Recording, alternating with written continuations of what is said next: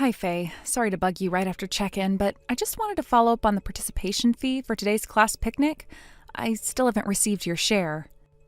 OMG, seriously? You're messaging about that now? We literally just unloaded the cooler. Can't it wait until we're roasting marshmallows or something? I get that the timing's not perfect, but I've already covered everyone's portion up front. I messaged the group a few days ago asking for reimbursement before the picnic started, and out of the entire group, you're the only one who hasn't paid me back yet. Me? No way. I totally told you I'd handle it during the trip, didn't I? I swear I said that. Or dreamed it. Same thing, right? You definitely didn't dream it. I remember you said it yesterday at school pickup. You literally walked up to me and said, "Don't worry, I'll bring the money with me and pay you back the day of the picnic." Jamie and Tara were standing right next to us, so they'll remember it too.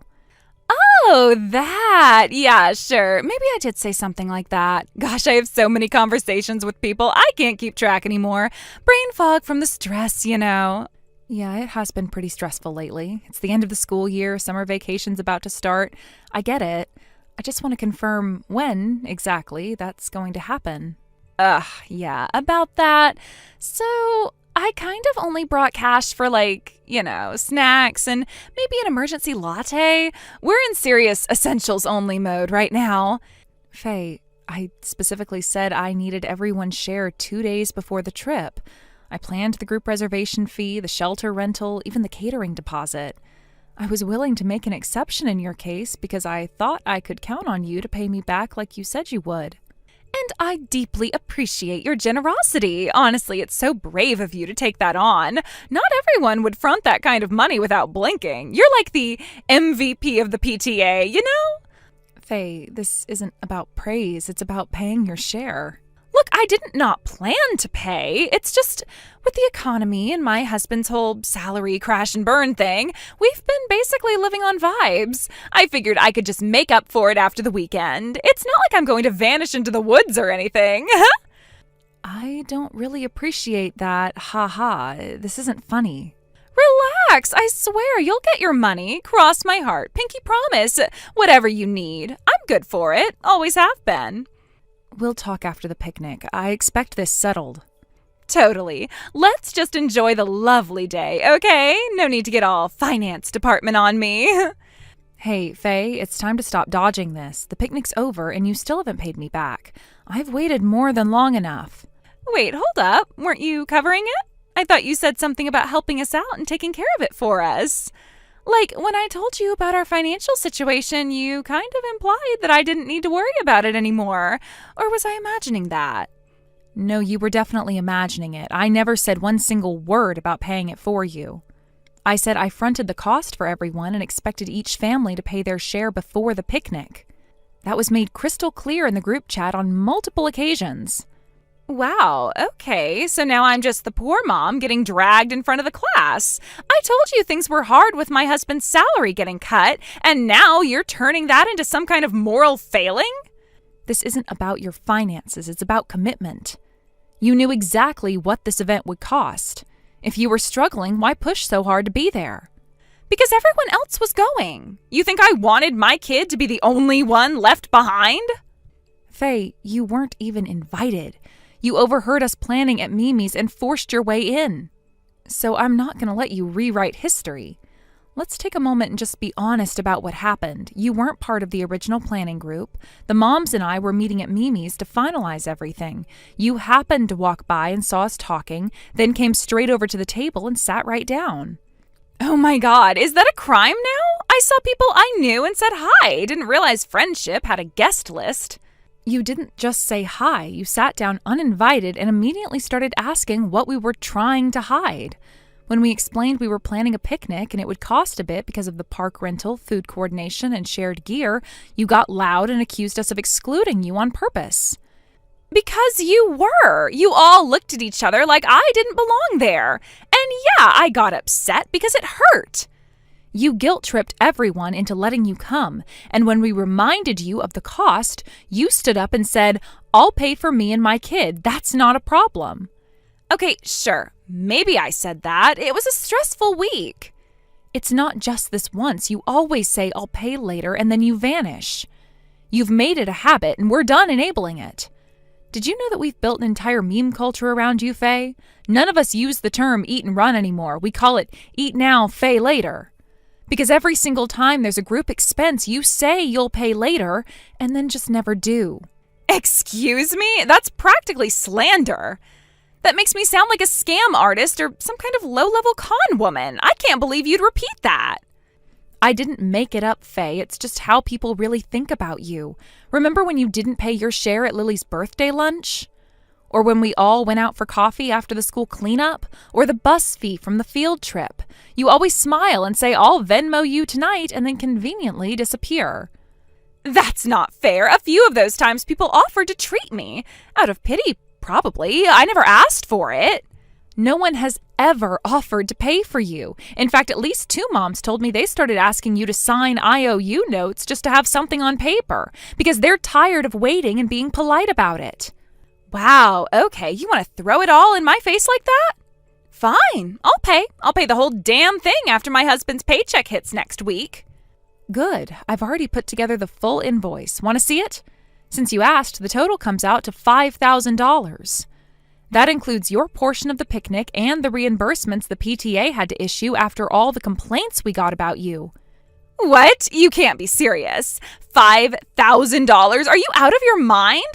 What is this, some kind of scam? You think I walked out of there with a hot tub? You might want to sit down before calling it a scam. The biggest chunk isn't from your share of the picnic costs. It's from the camping gear and food you helped yourself to, none of which belonged to you. Wait, what are you even talking about? I didn't steal anything.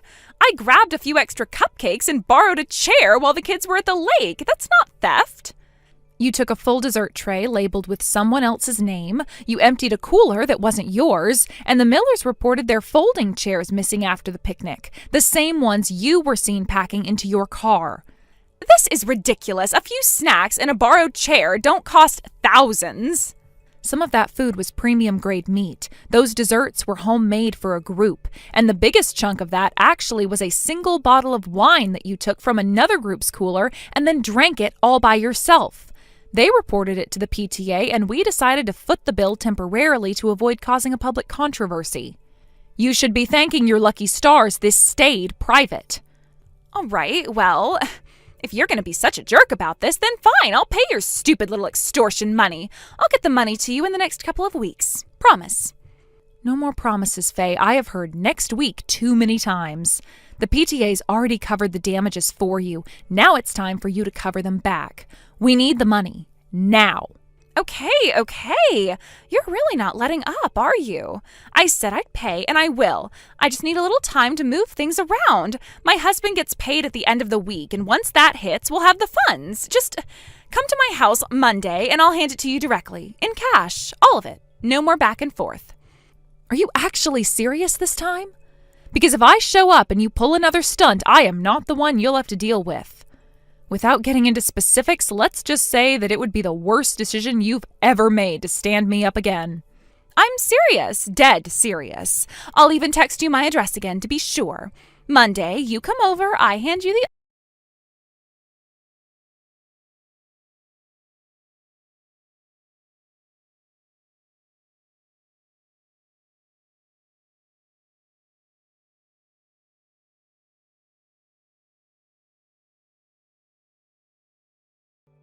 Are you kidding me right now? I just went to your house and your neighbor says you moved out yesterday. What the hell is going on, Faye? Oh, that. Yeah, we ended up moving a little sooner than expected. Total chaos. I meant to let you know, but, life. You looked me in the face and told me to come by today. You said you'd have the money ready. You planned this all out, didn't you? Relax. It's not like I faked my death or something. Things just happened fast. New job for my husband, fresh start for the family. I barely had time to pack, let alone write goodbye notes. What about the $5,000 you owe? Oh, right, that. Yeah, since we moved, I guess I can't really pay you anymore. Super inconvenient, huh? You can wire it, transfer it, mail a damn check. Don't even pretend like you're out of options. Actually, I think I'll just count it as a farewell gift from everyone. That saves you time chasing me down, and I get to focus on our new chapter. So efficient, right? You're unbelievable. You conned me. You conned all of us. Oh, let's not be so dramatic. Conning is such a stretch. I'd call it creative exit strategy. Either way, I'm out, so bye. You think you're walking away from this? You think I'm going to just let this slide? Mallory, sweetie, you really should learn how to let things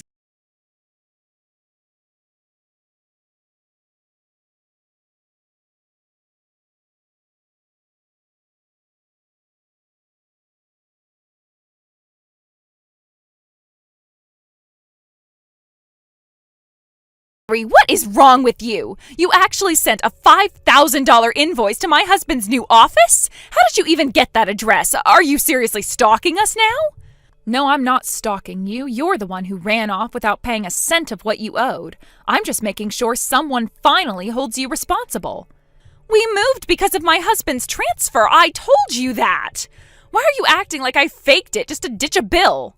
Because you said you'd pay, then you vanished. And by the way, I go out of my way to track down his new workplace. I didn't need to. So what then? Did you talk to him? Did something happen between you two? Wait. Oh my God! Are you sleeping with my husband? Oh my God, no, don't be ridiculous. I wouldn't touch your husband with a 10-foot pole. But clearly you know absolutely nothing about where he works. What does that even mean? It means the president of his company and the one who signed off on forwarding that notice is my father. Wait, what? You heard me. My father runs the company your husband works for. No one told me that. There's no way. Not everything needs to be announced. But actually talking to your husband about his work might have saved you from underestimating who you were messing with. So you're saying this whole time you've just been sitting there watching me screw myself? Pretty much, and I wasn't the only one. You remember Haley, don't you? Haley Miller? What about her? She's the sales manager at my father's company, which means she was your husband's direct supervisor until the transfer. You've got to be kidding me. That can't be real. It's very real. She filed the original complaint in her professional capacity after you helped yourself to her chairs and food at the picnic. HR had to get involved, quietly. No one said a word to me. Why wouldn't someone warn me? Because no one trusted you not to spin it into more drama. You already faked innocence when you knew you were in the wrong. So what now? You're going to keep rubbing it in? No, I'm just telling you the facts. That invoice, it wasn't some revenge letter. It was drafted by a lawyer, approved by HR, and handed off through official channels. I can't believe you're actually involved the company in this. I didn't have to. The PTA did. I just made sure it landed where it needed to. So, is he paying it? Yes, your husband called, and he said he would pay the full $5,000. He apologized for the situation and for your overall unacceptable behavior, and said he wants to make things right. He talked to you? He did, and he also mentioned he's considering divorce. He said this whole thing was the last straw. What? He said that to you? Divorce? You'll have to ask him if you want to know more. It's not my business what happens in your marriage, but yes, he sounded serious. But I can't talk to him now. He left. He walked out with our kids this morning. Didn't even say anything, just packed a bag and left. We haven't even unpacked everything in our new place yet. I guess he didn't see the point. You don't get it. I didn't mean for it to go this far. I just didn't want to be humiliated. I was going to pay, eventually. Eventually doesn't cut it anymore. You crossed a line. Please, can't we just talk this through? We already did. Goodbye, Faye. No, don't do this. You can't just ignore me.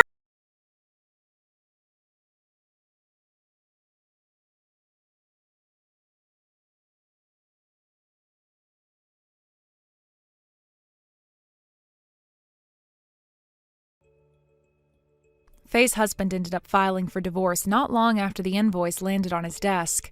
He took full custody of their kids, and from what I hear, it wasn't a hard case to make.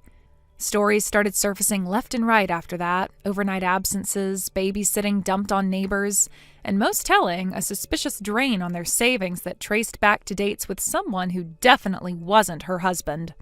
The court didn't go easy on her. Between the $5,000 she still owed the PTA, the alimony, and the damages, she's now neck-deep in debt. She's working it off from a rural town somewhere, living with extended family. I won't lie, part of me wondered if she'd ghost again, but she hasn't. The PTA gets regular payments now, small but steady. I guess even someone like Faye can recognize when the game's finally over. I'm just glad that for the first time, she's paying her dues the honest way. Thank you for watching. Please subscribe and hit the like button. See you next time.